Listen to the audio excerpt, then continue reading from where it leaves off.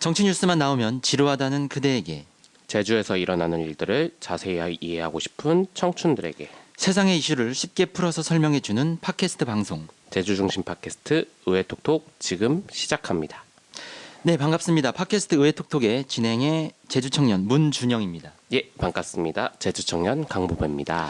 보이는 팟캐스트 의외톡톡이 이번으로 5시간째인데요. 5번째입니다. 청년 문제, 유니버설 디자인, 행정체제 개편, 그리고 지난 시간에 행정사무조사까지 다뤘죠. 저희가 그동안 제주를 사랑하는 사람이라면 반드시 알아야 될 주제를 중심으로 다뤘습니다. 제주 현안을 깊숙이 이해할 수 있는 기본기를 다지는 시간이었는데, 보배님 좀 어떤 주제가 기억에 남습니까? 아무래도 저도 이제 청년 관련된 활동들을 많이 하다 보니까 청년 문제에 대해서 이야기할 때가 가장 기억에 남아요.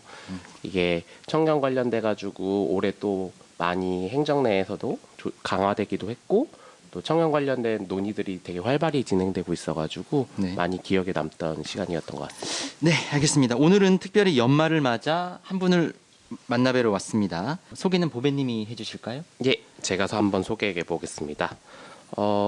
조금 옛날로 돌아가서 이야기해 보면 한때 대형 쇼핑 아울렛 반대 투쟁을 이끌었던 지역경제 살리기 범도민대책위원회 대표 출신이십니다. 정확히 찾았네. 그리고 2004년 제주시정 보궐선거에 도전했지만 아쉽게 낙선하고 2006년에도 제주도의원 선거에 도전했지만 또 낙선을 하셨어요. 그렇지만 마침내 2010년 세 번째 도전에서 의회에 입성을 하셨습니다. 그리고 연달아 계속 3번 연속 당선이 돼가지고 3선 도의원이 되셨어요. 11대 의회 개헌과 함께 전반기 의정을 이끌어갈 의장에 올라서셨습니다. 현재 노영동 갑지역구 더불어민주당 소속의 김태석 의장입니다. 반갑습니다, 의장님. 예, 반갑습니다. 네, 반갑습니다. 고맙습니다. 네, 의장님, 어떻게 요새 잘 지내고 계십니까? 예, 너무 행복합니다. 행복하십니까? 고민도 많습니다. 고민도 많으시고. 네, 지난 7월 의장으로 좀 선출되고 또 반년 정도가 지났습니다. 예. 아무래도 우리가 먼저 이 질문을 드려야 될 것 같죠. 지난 6개월 정도 의장직을 수행해 보니 이전과 뭐가 좀 달랐습니까? 어떠셨습니까? 예, 의장이라는 그 중압감이 상당히 저를 눌렀죠.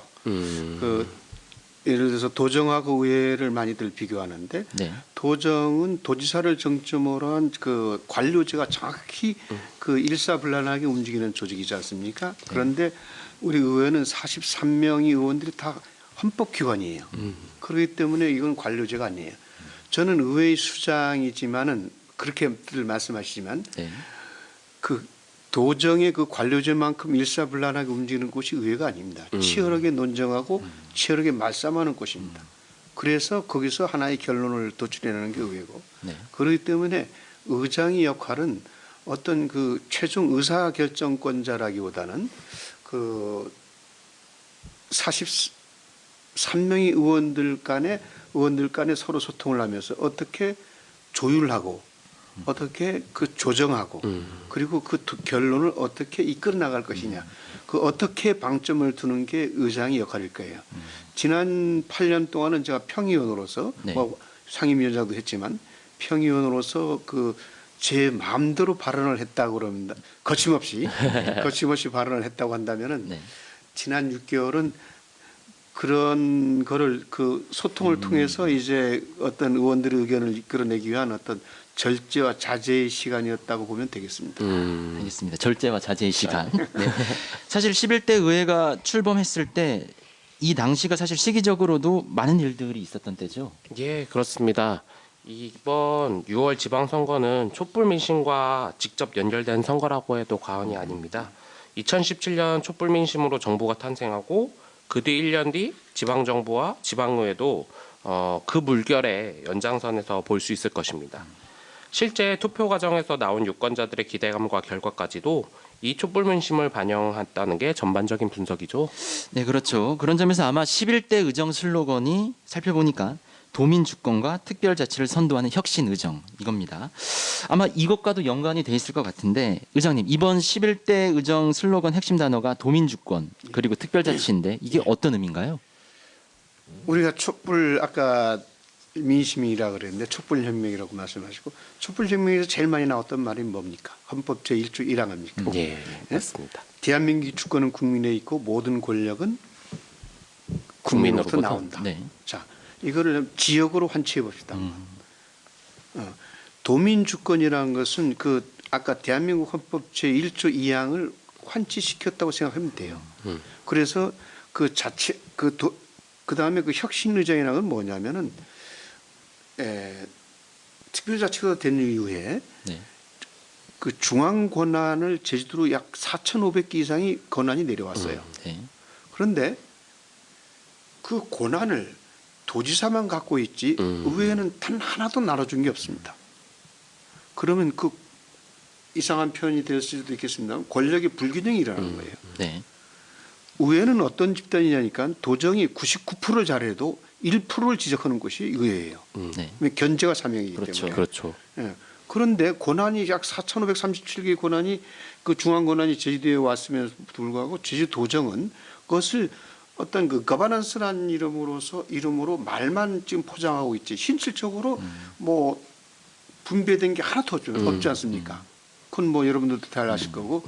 그래서 이런 차원에서 어떤 그 권력을 그 분배시키고 그리고 권력을 나누고 그래서 그것으로 인해서 어떤 그 도정을 견제해 나가려는 그런 차원에서 어떤 혁신의정이라는 그 단어를 뽑아냈다. 저는 이런 생각을 하고 있습니다. 그렇죠. 도의원이라는 게 어쩔 수 없이 이게 또다시 도지사뿐만 아니라 지역의 선거를 통해 가지고 선출되신 그렇죠. 말 그대로 도민들을 대의하고 있는 사람들인데 같이 권한들이 분배됐어야 되지만 지금은 실질적으로 행정이 대부분의 파워를 갖고 있는 뭐 특별자치도라고 하는 방식의 힘이 실제로는 도지사한테 좀 많이 쏠렸다라고 하는 예, 지점이 있는 거죠. 특별자치도뿐만 아니고 네. 일반적으로 행정이 네. 모든 행정학자들이나 뭐 정치학들이 얘기하는데 강 지평부 약 의회 이거는 뭐 모든 학자들이 다 동의하는 거예요. 네. 그런데 그런 차원에서 그 권한 분배가 아직 안 돼 있다, 미흡하다는 게 그 포커스를 맞춰가지고 혁신 의정으로 그걸 잡았습니다. 그래서 인사 독립권 이야기도 나온 거예요. 네. 인사독립권 문제도 조금 이따 천천히 다뤄보도록 하겠습니다. 그 말씀하신 도민주권과 특별자치를 위해서 반드시 저희가 거론돼야 될 몇 가지 주제들이 있습니다. 하나씩 짚어보죠. 가장 먼저가 행정체제 개편입니다. 저희가 예. 지난 3화 때도 의회톡톡에서 이 주제를 다뤘죠, 보배 씨. 예, 그때 정민구 의원님하고 강현우 의원님께서 여러 가지 설명을 해줬었는데 사실 그 당시 결론적으로 나왔던 얘기도 이제는 우리가 현재 제주특별자치도의 모델의 문제점들을 충분히 체감하고 논의도 진전되고 있으니까 이제 이것을 좀 더 발전시키고 현실적인 대안들을 내놓고 이야기를 해야 된다라는 얘기를 했었었어요. 네, 사실 이 문제가 나온 지가 정말 오래됐습니다. 그리고 아직까지도 좀 논란의 소지들이 있고요. 논쟁거리가 있고요. 최근까지도 원희룡 지사의 입장 표명이 너무 늦은 게 아니냐라는 얘기가 나오다가 또 행정체제위원회가 권고한 행정시장 직선 제안을 수용한 것과 관련해서 뭔가 표현을 했는데 이게 또 역으로 자기결정권을 침해한 게 아니냐 뭐 이런 문제 제기도 나왔고 또 주민투표가 있어야 되는데 왜 내년 예산에는 없냐 이런 얘기가 의회에서도 나온 적이 있습니다. 어쨌든 참 쉬운 문제는 아닌 것 같습니다. 예. 네, 이 실타래 좀 어떻게 풀어나가야겠습니까? 예, 행정체제 개편 문제를 하려면 과거로 돌아가야 되는데 우리가 2006년 특별자치도가 될 때 행정체제 개편이 그 특별자치도의 전제 조건은 아니었단 말입니다. 그런데 그것을 그 당시에 행정을 했던 사람들이 도민들을 호도한 게 아니라는 생각이 들어요. 그래서 그 도민이 갖고 있는 아까 그 도민 주권, 네. 도민 자치권을 좀 과장하게 표현하면 박탈내버리는 호도함으로써 박탈내버리는 그런 것까지 해버리는데 그럼에도 불구하고 지금 현재 아까 우리 두 분이 얘기했지만 논의만 무성했지 실천으로 간 것도 없지 않습니까? 예. 그리고 또 지사도 계속 말만 해왔지 행동을 옮긴 것도 없고 또 행계의 권고안도 뭐 한 1년 이상 그 캐비넷에 들어 있었고 네, 비판이 많았죠. 네, 그렇다면 이런 부분에서 의회가 지금 그 11대 의회 들어와 가지고 그 초선 의원들 중심으로 해서 상임위회나 또 도정 질문할 때나 빨리 제출해라, 액션을 취하라. 이게 그 의회 요구였고 그다음에 그거에 답례를 한 것 같은 형식이 됐는데 아까도 얘기했지만 자기 결정권이라든지 뭐 의회 요구에 의해서 마지못해 내버리는 그런 형국이 돼버리는데 지금 현재 시기가 나는 참 좋다고 봅니다. 아, 그렇습니까? 예, 왜 그러냐면은 지금 정권 초기, 중앙정부도 정권 초기고, 다음 우리도 지금 뭐 11대 초기고, 네. 그렇다면 서로 이제 의견과를 충분히 할 수 있고, 또 도민 의견 수렴도 어느 정도 가능하지 않느냐. 그런 게 지금 시기적으로 아주 적기인 것 같고, 그래서 그분에 충분한 논의가 있을 것이고, 다음에 이제 주민투표 부분이라든 이런 부분은 네. 이제 이 동의안이 이제 의회에서 3분의 2 이상의 의원들이 동의해서 통과된 다음에 논의에도 하나씩 이건 실타래를 풀어나가는 과정이 중요하다. 저는 그런 생각을 하고 있습니다. 어쨌든 핵심 뭐 도민들의 목소리가 많이 반영되고 뜻을 물어야 된다는 그렇죠. 거죠. 예. 네, 감사합니다. 이와 연결되면서도 이번엔 조금 다른 주제를 꺼내보겠습니다. 행정체제 개편과 함께 11대 의회 출범과 함께 거론됐던 게 바로 의회 독립성 강화입니다. 예. 이것도 뭐 어제 오늘 일은 아니에요. 네, 근데 이거 모르는 분들이 있을 수 있으니 보배님이 간단히 설명을 좀 해주시겠습니까? 예. 가장 먼저 의회 인사권 독립 문제가 있겠죠. 네.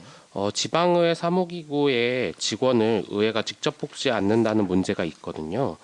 이게 무슨 말이냐면 집행부에 대한 견제와 감시 기능을 하는 의회가 실질적으로 거기에 일하고 있는 사무직원들은 따지고 보면 행정에서 보내오는 예, 방식이 되는 그렇습니다. 거죠. 그렇습니다. 그러다 보니까 권한이나 힘 같은 게 제대로 행사되기도 그렇고 또 한편으로는 사무직원들이 의원들을 도와주는 건지 행정을 도와주는 건지 약간 의문인 경우들이 생길 수밖에 없죠. 그러다 보니까 이 의회의 독립성 문제가 되게 중요한 요소인데요. 인사권을 제주도가 아닌 제주도의회가 내에서 해결할 수 있어야 한다는 게 핵심일 것입니다. 네, 김태성 의장님도 저 이번 회기 때, 그전 회기 때 계속 강조하셨던 얘기가 제가 몇 가지를 추려왔는데요. 뭐 독립성 없는 의회에서는 균형 있는 협치는 이뤄낼 수가 없다. 맞습니다. 네, 개원사 때 얘기한 겁니다. 네, 그렇죠. 그리고 이 독립성 강화 관련해서 많은 말씀을 해오셨는데 그렇다면 문제의 핵심이 무엇이고 그럼 어떻게 좀 접근을 해야겠습니까? 예, 아까 정확히 네. 공부 많이 하시고 말씀해 주셨는데 해바라기는 어느 쪽을 봅니까? 해를 보죠. 태양을 보죠. 여기 아까 도의회 인사권자가 도지사라면은 네, 그 도의회 직원들이 어디를 쳐다보겠어요? 네, 그렇게 그래요. 되네요. 네. 도지사를 쳐다봅니다. 네, 이거는 그러면 아까 견제와 균형이라고 해요. 견제가 무너지는 거죠. 아니 아까도 말씀하셨잖아요. 그 공무원들이 도지사를 도와주는 건지 의원들을 도와주는 건지 모르겠다는 그건 정확한 답변이에요. 제가 이야기할 걸 말씀하셨는데 네. 그러니까 공무원들이 그 도지사를 바라보고 의회를 바라보지 않는다면 그건 견제가 이루어질 수 없어요. 그건 아주 중요한 상황입니다. 그리고 의회의 사무분장 규칙이라는 게 있는데 이건 좀 어렵습니다만 좀 네. 풀어서 설명해 드릴게요. 네. 의회의 사무분장 규칙을 의장이 결정하는 게 아니고 도지사가 결정합니다. 이런 상태에서 무슨 의회의 독립성이 있습니까? 그런데 네. 그렇기 때문에 이런 부분에서 의회의 독립성이 이루어지지 않는 상태에서는 의회가 갖는 고유 권한인 견제 내지 균형은 이루어질 수 없다고 해서 첫 일성이 의회의 독립성이었습니다. 그래서 결과적으로 어떤 그 수위 논리가 한 건지 어떤 건지 모르겠습니다. 지사가 양보를 많이 했죠. 네. 의회의 독립성을 인해서 지금 정책실을 해서 그 박사급으로 해서 5명을 이제 채용을 했고 네. 그러면서 그때 정책실에서 지금 시리즈 보고서가 2개나 나왔어요. 일자리 분석에 대한 연구, 다음에 제주도 산업 균형에 대한 연구 지금 네. 불과 한 2달 만에 그런 게 나왔고 네. 다음에 또 우리 민원 홍보 담당관실도 새로 해서 이제 홍보를 하고 민원 측을 강화했고 다음에 정책 전문위원들을 지금 전국 최초입니다. 별정직으로 지금 이미 전환. 임기 다 돼가는 직원들을 새로 채용하면서 3명을 지금 전환했고 네.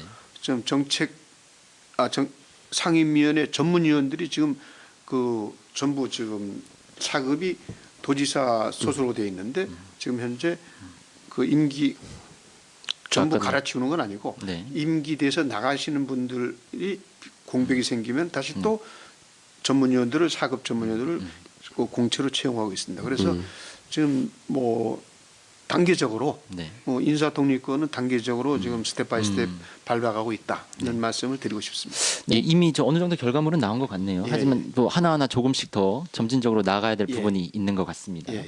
이게 제주도가 아무래도 이 지방의회 내에서도 이런 독립권 관련돼 가지고는 가장 앞서가고 있는 지점들이 분명히 맞습니다. 있을 건 맞습니다. 텐데 예.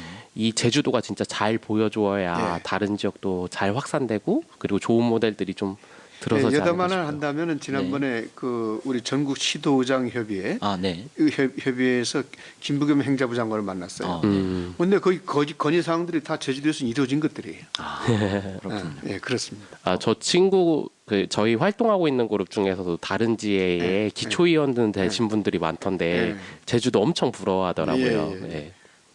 네, 알겠습니다. 어쨌든 이런 게 뭐 협치의 제도화부터 시작해서 본연의 기능을 제대로 작동하기 위해서 꼭 필요한 부분인 것 같고 앞으로도 저희가 쭉 지켜봐야 될 것 같습니다. 네, 좋습니다. 이번에는 또 다른 중요한 질문을 드려보겠습니다. 어떻게 보면 가장 원론적인 질문인데요. 갈등을 합리적으로 조정하는 것 역시 대의관의 역할, 도의의 역할이라고 할 수 있습니다. 네, 그런 면에서 볼 때 사실 지금이 좀 책임감이 무거운 시기죠, 여전히. 네, 맞습니다. 이게 제2공항부터 시작해서 갈등 사례가 많지 않습니까? 네.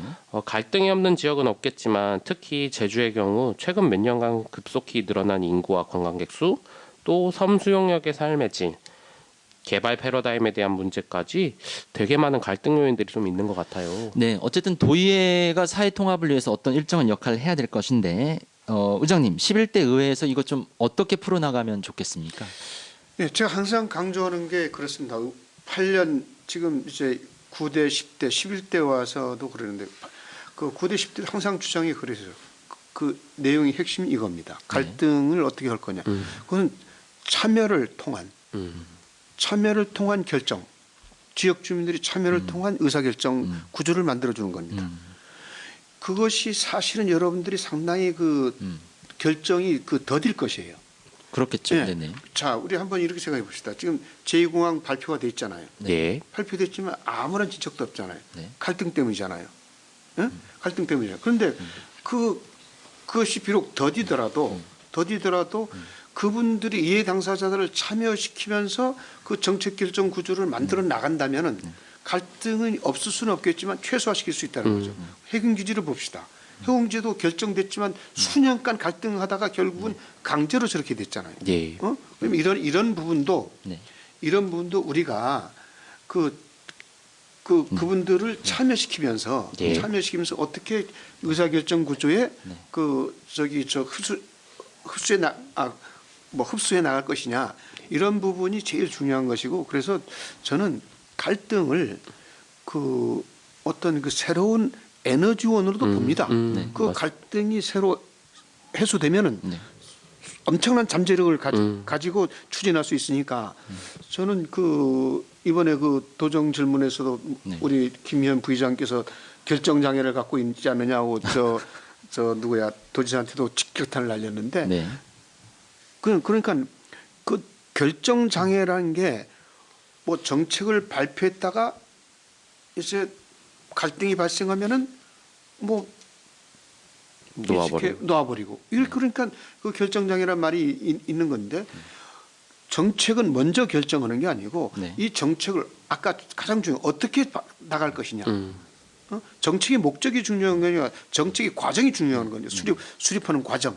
그 수립하는 과정이 민주적이라면은 갈등은 최소화될 것이다. 네. 저는 그런 생각을 합니다. 네, 뭐 산적한 과제가 한두 개는 아닌 것 같습니다만, 네, 알겠습니다. 어쨌든 그게 도의의 본연의 역할이니까요.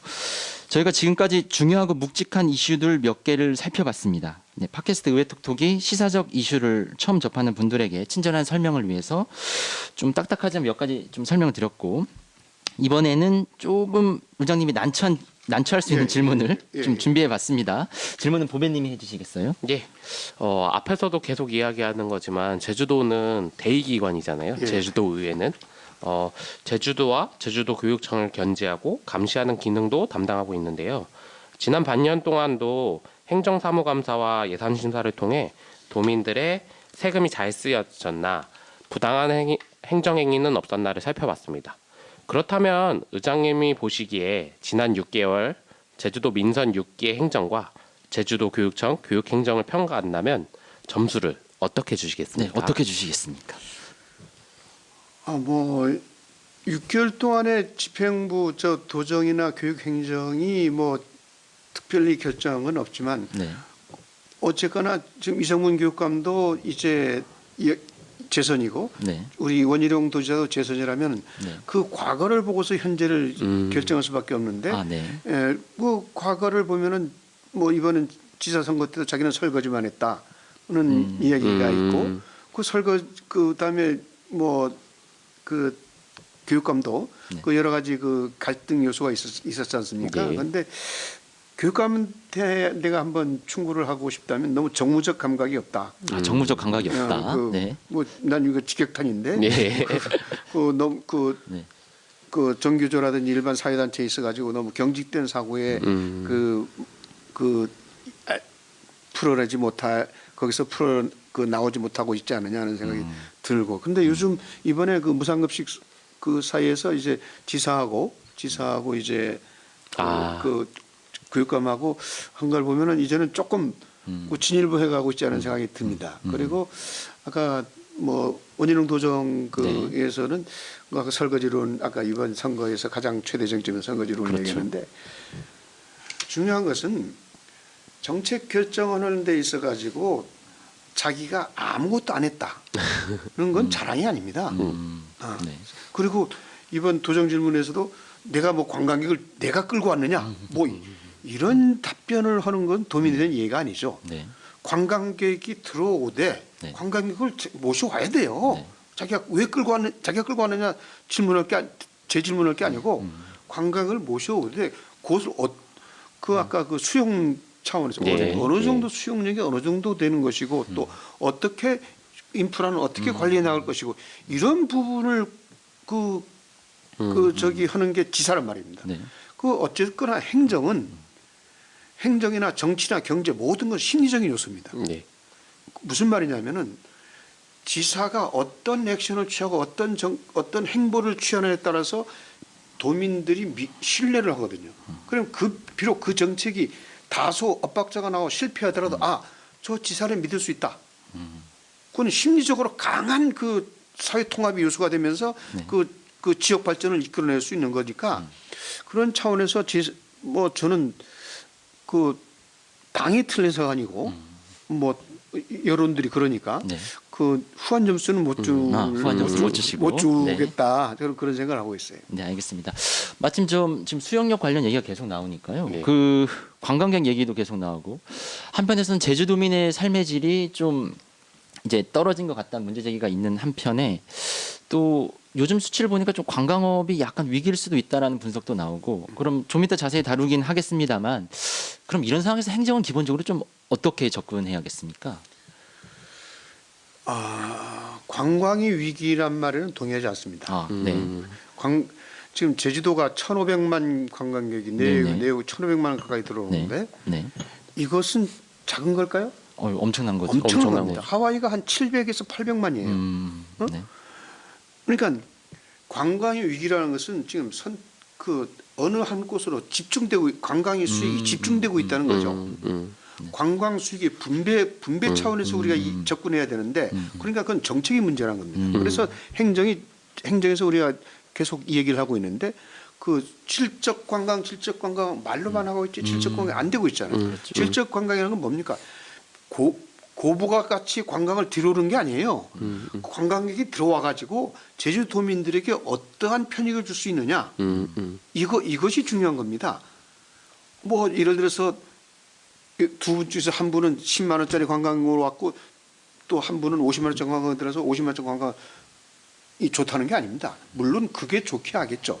하지만 두 분이 오셔가지고 어느 한쪽에 그 쏠림 현상이 있다면은 그 나머지는 박탈감이 있는 것이고 그다음 관광의 업계 양극화가 있는 것이고 그렇게 되면 어떻게 됩니까?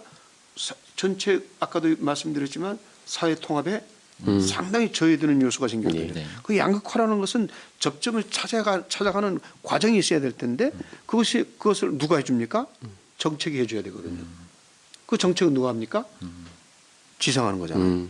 네.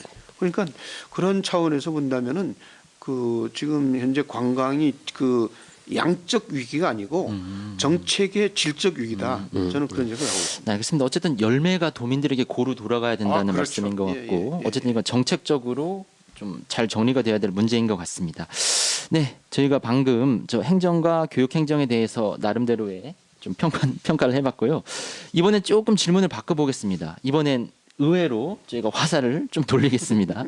지난 6개월을 11대 의회가 보냈는데 가장 보람 있었던 그래도 이건 정말 뿌듯했다 하는 순간을 하나 말씀해 주시고 또 하나는 도의회 입장에서 가슴 아팠던 순간 혹은 좀 이거는 좀 반성하고 넘어가야겠다 뭐 이런 부분이 있겠다면 좀 하나씩 말해주면 좋겠습니다. 자랑은 좀 짧게 하겠습니다. 길게 하셔도 됩니다. 아까 얘기했지만은 그 의회 인사권 독립 이 부분은 가장 지금 그 제주도의 의정사의 최초의 일입니다. 아마 네. 의정사에 남을 수도 있는 일이에요. 의회 인사권 독립이야말로 가장 중요한 것이고 이게 도민들에게도 그 견제의 측면에서 본다면 도민들에게도 그 도움이 되는 것이고 앞으로 제주 지역 발전을 위해서도 의회의 독립은 더 강화되면 강화될수록 좋다는 걸 말씀드리시고 네. 다음에 가장 아쉽고 또 도민에게 사과하고 싶은 것은 그 이번 뭐 여러분 잘 아시잖아요. 행정사무소 사건 부결 네.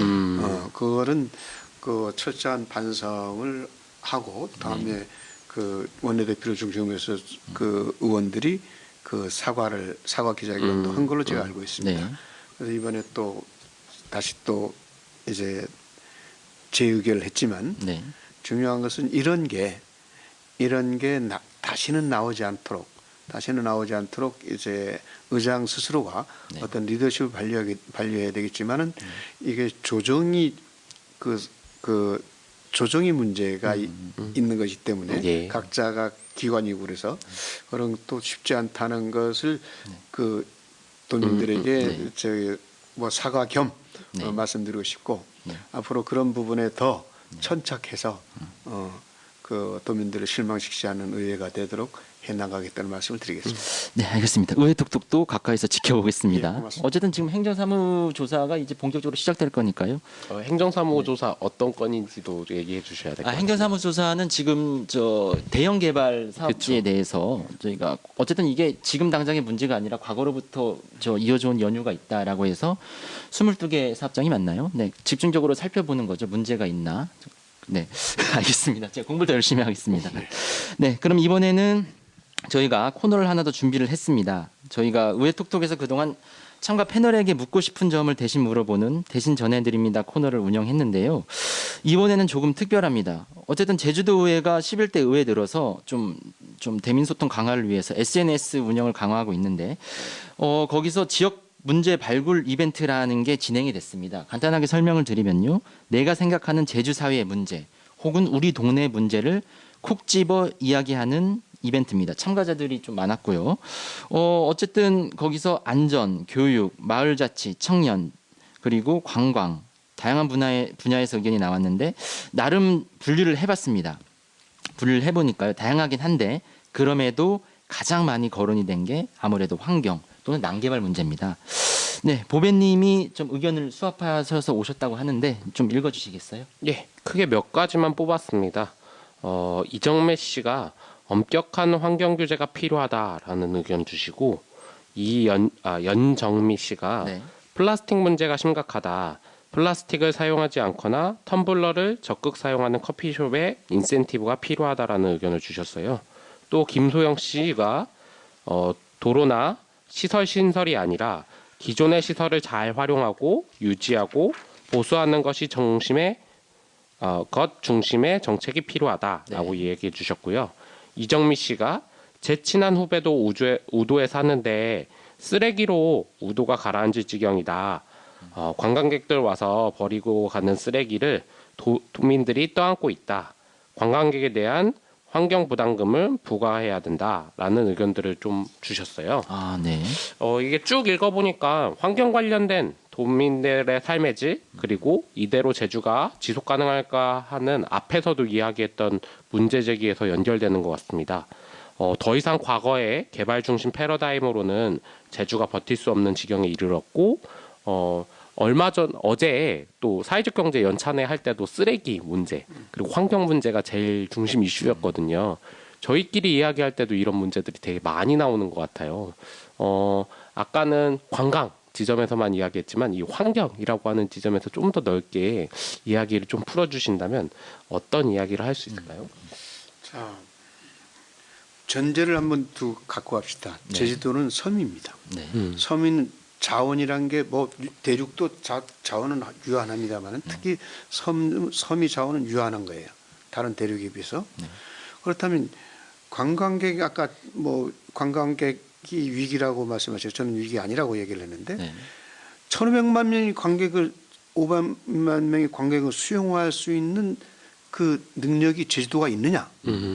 그러니까 한라산이 숨쉬고 아파하지 않을 정도의 어떤 그 관광객 수용이 어느 정도냐? 이것을 우리가 따져야 될 거 아닙니까? 섬이기 때문에. 네.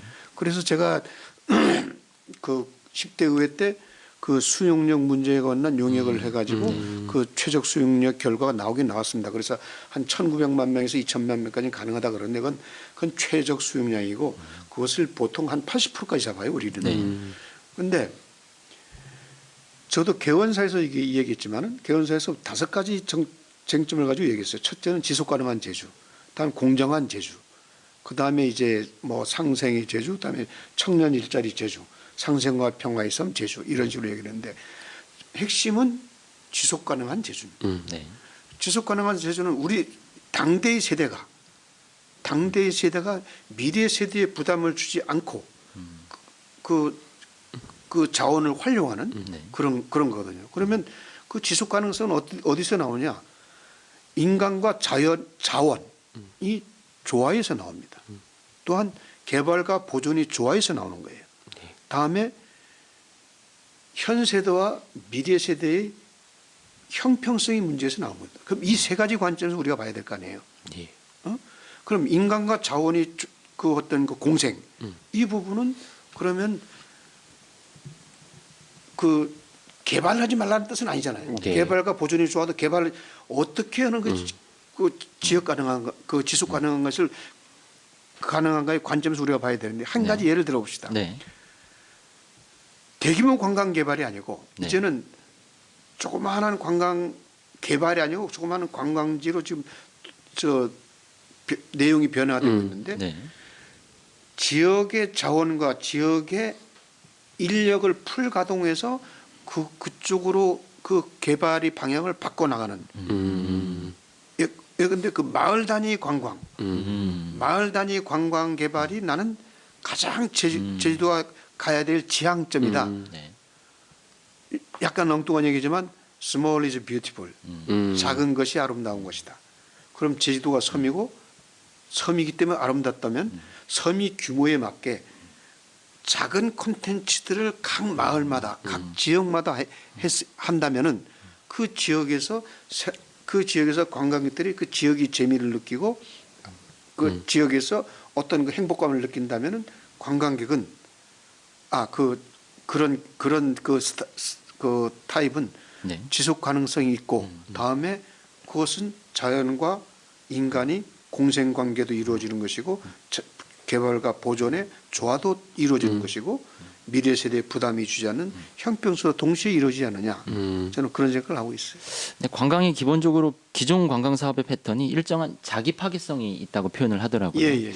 근데 사실 이 자연이 다 파괴되면 사실 제주를 찾을 이유가 없어지는 거 아니겠습니까? 그렇죠. 그러니까 정확하게 표현해 주시는 왜 여러분들이 관광객들이 제주에 오시는 것 같아요. 제주의 가치 때문에 오는 거 아닙니까? 네. 제주의 가치가 뭡니까? 한라산입니다.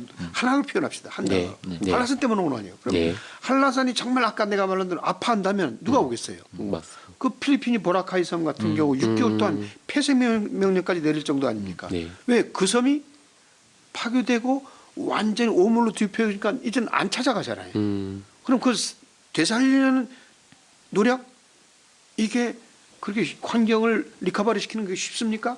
아니잖아요. 네. 대규모 개발의 문제점은 뭐냐면은 그 개발 이익은 어느 한 사람에게 가요. 아, 네. 그런데 야. 개발에 대한 피해, 환경에 대한 피해는 모든 도민이 жил머지고 갑니다. 그런데 그 환경에 대한 피해가 요만하기 때문에 아직은 적기 때문에 우리가 피부로 못 느끼는 거예요. 그런데 어느 한순간 환경에 대한 재앙은 어마어마하게 덮칠 수 있다. 이걸 우리는 경각심을 가지고 살펴봐야 된다. 맞습니다. 아까 이제 도민들도 슬슬 체감하고 있는 것 같거든요. 그렇죠. 예. 그래서 이제 더 이상 관광객이라고 하는 것들이 뭐 호황이냐 불황이냐 이런 거 따지지 말고 좀 고민들 하는 것들이 분명 많이 얘기 나오는 것 같고 그렇기 때문에 이번 얘기에 그 의견을 줄 때도 정말 많이 나온 것 같아요. 우리가 쓰레기 문제, 교통 문제, 주택 문제 이게 관광객이 넘쳐남으로써 투자 뭐 이런 것도 이런 거 아니에요. 얼마 전에 스페인하고 이탈리아 갔다 오는데 바르셀로나하고 저 베니스는 네. 투어리스트 go home. 네. 관광객들 집으로 돌아가라. 제발 오지 말아달라. 네. 그러니까 이게 우리도 이런 사태가 오지 않게 미리 대비하기 위해서 지속 가능에 대한 연구도 계속해야 되는 것이고 도민들이 그 지속 가능성에 대한 인식을 해야 되고 또 이렇게 하려 그러면 도민들도 인내가 필요합니다. 친환경적인 생활을 하려 그러면 불편하겠죠. 덜 네. 쓰고 예. 덜 먹고 덜 버려야 되고 이걸 해야 될 거 아니에요. 예, 맞습니다. 그래서 이거는 지속 가능성이라는 것은 모두가 관광객이나 우리 행정이나 도민 모두가 같이 참여해야 될 일이라는 걸 분명히 말씀드리고 싶습니다. 네, 뭐 쉽진 않을 것 같습니다만 우리가 어차피 해야 되는 일이니까요. 그리고 말씀하신 것 중에 또 하나 짚어야 될 포인트가 지역 환원, 관광 수익의 지역 환원 부분인 것 같습니다. 사실 그동안 대단히 개발 사업에 문제 제기됐던 것 중 하나가 과연 그 결실을 그럼 도민들이 고루 체감하고 있는가? 그건 아닌 것 같습니다. 네. 그래서 말씀 주신 것처럼 마을 관광 형태의 대안적인 형태를 얘기하신 건데 결국 그 관광객이 아무리 많이 와도 도민들이 전반적으로 풍족해지고 행복해지지 않는다면 그것도 또 문제 아니겠습니까? 네. 모든 정책은 네. 누구를 위하고 무엇을 위한 것에 대한 답변을 줘야 돼요. 네. 관광 정책이라면 누구를 위하고 무엇을 위한 것이냐 그 관광 정책이 그러면 우리는 답은 금방 나옵니다. 제주도민을 위하고 제주도민의 복지를 위하고 제주의 미를 위한 것이다. 네. 그러면 대규모 관광 개발이 과연 그러한 것이냐? 모든 학자들한테 다 들어오시죠. 대규모 관광 개발은 뿌리 산업이 아닙니다.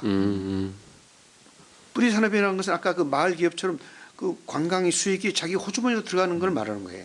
그런데 아까 역외 유출로 다 되는 거잖아요. 그렇죠. 뭐 지금 그 가장 핫하게 이야기되기는 신라면세점, 롯데면세점, 네. 그 대규모 관광개발 행위, 네. 이게 다 전부 역외 유출되는 거잖아요. 물론 그게 고용 창출 효과가 있다 그러면 나도 할 말은 없습니다. 네. 하지만 그런 고용 창출이 대가보다 예. 더 큰 대가를 우리가 치르고 있다면 네. 그것이 계량화 안 돼서 그렇지. 네. 예. 예, 그리고 그 고용 창출이라는 게 우리 의회에서도 계속 지적하고 있지만은 뭐 미들 매니저나 탑 매니저들이 아니지 않습니까? 예. 다 하위직들이고 네, 그런 비판들이 많죠. 예, 그런 차원에서 우리도 이 대규모 관광 개발이 갖는 피해를 이제는 이제 우리가 인식하고 예. 아까 제가 말씀드렸던 지역의 자원, 지역의 역량을 극대화시키는 쪽의 어떤 그 관광 패턴이 바뀌어야 패턴 내지 패러다임이 바뀌어야 된다. 네. 이런 생각. 네, 알겠습니다. 사실 제주에도 작은 증거들이 있어요. 뭐 선을 생태 관광이나 뭐 네. 마을 단위 사회적 경제 관광도 그렇죠. 있고. 예. 네. 하여튼 이런 대안들을 꾸준히 뭐 네. 올레길 예, 맞습니다. 그렇죠. 또 올레길은 뭐 대한민국의 대표적인 사회혁신 그렇죠. 사회로도 꼽히더라고요. 네. 지속가능 관광으로. 네, 알겠습니다. 어쨌든 이 문제는 비단 오늘 내일뿐 아니라 11대 의회에서 그리고 그 이후로도 꾸준히 살펴봐야 될 도민들의 행복한 미래를 위해서 정말 중요한 문제인 것 같습니다. 참고로 여러분이 SNS를 통해서 주신 제안들은 사전에 도정 질문과 교육 행정 질문을 앞두고 의회에 전달이 됐고요. 오늘 의장님도 여러분의 말씀을 들으셨으니 아마 더욱더 적극적인 움직임에 나설 수 있을 것 같습니다. 네, 지금까지 다양한 의견을 나눠봤는데 보배님, 의장님을 직접 앞에서 만난 김에 혹시 뭐 질문해보고 싶으신 거 있으신가요? 아무래도 네. 계속 얘기했던 게 전 청년 관련돼서 관심이 되게 청년 많습니다. 정책. 네. 청년 관련된 활동들을 되게 많이 하고 있고 네. 그리고 이게 제주도가 또 청년 정책에 있어서도 절대 밀리지 않는 곳이어야 된다라는 생각이 있거든요. 예, 예. 그리고 최근에 이런 것들도 하거든요. 서울 같은 경우가 아무래도 청년 정책으로는 빠르게 시작됐던 곳이어가지고 청년 의회라고 해가지고 의회랑 청년들이 만나가지고 프로젝트 같은 것들도 하는데 저희도 저희가 청년 기본조례에 유일하게 17개 시도 중에 유일하게 의장의 역할이 있는 곳입니다. 아, 그렇습니다. 네. 그래서 의정자문 기구에 청년들에 대해 참여하도록 노력해야 한다 이런 조항도 있고 해가지고 의회와 청년들이 어떻게 만나면 좋을까 이런 이야기들을 좀 해보고 싶습니다. 우리 보배님 말씀 듣고 반성하는 게 큽니다. 저 역시 개원사의 그 청년 그 제주를 떠나지 않는 청년들이 있어야만이 제주가 그 어떤 그 행복한 제주가 되지 않을 거냐는 그런 말씀도 했지만은 어쨌거나 우리 잘 아시겠지만 김한국 의원이 청년조례를 대표 발의해 가지고 그 청년 정책을 뭐 자기가 책임진다 그런 식으로 그 김한국 의원이 지금 야심차게 해나가고 있는데 저는 지켜보고 있습니다. 그리고 그런 부분에서 이제 100% 동의하고 있고요. 아까 우리 보배님이 말씀하신 의정자문위원회에서의 청년 그 부분도 지금 하고 있고 그리고 그 하려고 노력하고 있고 아까 중요한 그 상상력을 저한테 주셨는데 청년노회 그런 부분까지도 한번 우리가 그 접점을 찾아가는 그것이 하나의 정치 과정 아니겠어요? 네. 그 정치 과정이니까 정말 좋은 그 아이디어를 저에게 주셨고 그 아이디어가 제 상상력을 상당히 높여갈 거로 생각합니다. 그런 부분에 있어가지고 여기서 이 팟캐스트를 듣는 모든 시청자들에게 약속하겠는데 노력하겠다는 말씀을 드리겠습니다. 알겠습니다. 감사합니다. 어쨌든 청년 정책이 구체화되는 건 많은 주체들의 노력이 필요하니까요. 앞으로 도민들의 대표 기관인 의회에도 한번 지켜보면 좋을 것 같습니다. 네, 오늘 다양한 주제로 이야기를 나눠봤는데 저희가 슬슬 마무리를 해야 될 시간이 온 것 같습니다. 벌써 그렇게 시간 됐습니다. 네, 그리고 이번이 끝이 아니라 기회가 된다면 의회 톡톡이 다음번에는 의장님의 임기가 끝나기 전에 오늘 해주신 말씀들 점검 차원에서 괜찮습니까? 떨리네. 알겠습니다. 사실 이제 12월이고요. 저희가 아마 이 방송이 나갈 때쯤에는 이제 거의 연말에 가까울 텐데 저희가 2018년이 마무리가 됐고 뭐 어느 해가 안 그랬겠습니다만은 저 다사다난한 한 해였습니다. 그리고 이제 2018년을 잘 마무리하고 2019년 새해를 이제 맞이해야 될 순간인데 뭐 의장님께서도 도민들에게 마지막으로 2018년을 보내고 2019년을 맞이하면서 한 말씀 좀 남겨주시면 좋을 것 같습니다. 예. 과거는 아무리 잘해봐야 후회스러운 거 아니겠습니까? 그 후회스러 그 잘한 것보다는 이제 그 못한 것들이 생각이 납니다. 그 못한 거는 아까도 의회 차원에서 말씀드렸지만은 그 행정사무조사권의 그 1차 부결된 거에 대해서 제3 사과드리고 의회로서의 역할을 제대로 하지 못한 것에서 사과드립니다. 그래서 후회도 합니다. 하지만 우리에겐 또 미래가 있지 않습니까? 2019년도 있고 그 미래가 아름다운 것은 왜 아름답겠어요? 열려져 있지 않기 때문에 그 미래가 아름답다고 봅니다. 2019년부터는 그 보이지 않는 미래, 열려 있지 않은 미래를 하나씩 열어가면서 그 우리 의회가 먼저 그 의회 회기 때마다 그 2019년의 미래를 하나씩 열어가면서 제주의 아름다운 미래를 보여드릴 수 있도록 노력하겠습니다. 네, 알겠습니다. 말씀 감사합니다. 네, 오늘 의회톡톡 5화는 김태석 제주도의회 의장님을 만나 이야기를 나눠봤습니다. 오늘 보고 나신 소감들 궁금한 점은 자유롭게 제주도의회 페이스북, 인스타그램, 유튜브를 통해서 댓글 또는 메시지를 통해서 남겨주시면 저희가 잘 전달하겠습니다. 많은 참여 바라고요. 보배님 오늘 의장님과 함께 본 시간 어떠셨습니까? 이게 여러 의원님들 만났지만 또 의장님을 만난다는 건 또 다른 느낌인 것 같아요. 그래요? 그래가지고 아무래도 이런 대의기관 어쩌면 청년 이런 여러 주민들이 모아서 함께 뽑은 또 도의원들 사이 내에서 결정되셨던 어떤 뽑히신 이제 의장님과 함께 제주 지역의 다양한 현안들 이야기하다 보니까 그래도 기대가 많이 됩니다. 이게 고맙습니다. 많은 이야기들 통해서 그래도 이런 고민들 많이 하시는 분들이 도의회에서 활동하고 있구나. 그리고 또 이런 분이 의장이시구나라는 생각들을 갖게 돼가지고 참 좋은 시간이었던 것 같습니다. 네, 알겠습니다. 좀 모두에게 뜻깊었던 시간인 것 같고 그리고 이제 5회 톡톡 5화를 마무리하면서 저 인사를 드리도록 하겠습니다. 2018년 잘 마무리하시고 2019년 행복한 일들이 가득하시라고 새해 복 많이 받으시면 좋을 것 같습니다. 그러면 의회톡톡 5화 김태석 의장님과 함께한 시간 여기서 마무리하겠습니다. 수고 많으셨습니다. 감사합니다. 고맙습니다. 감사합니다. 고맙습니다. 수고하셨습니다. 수고하셨습니다.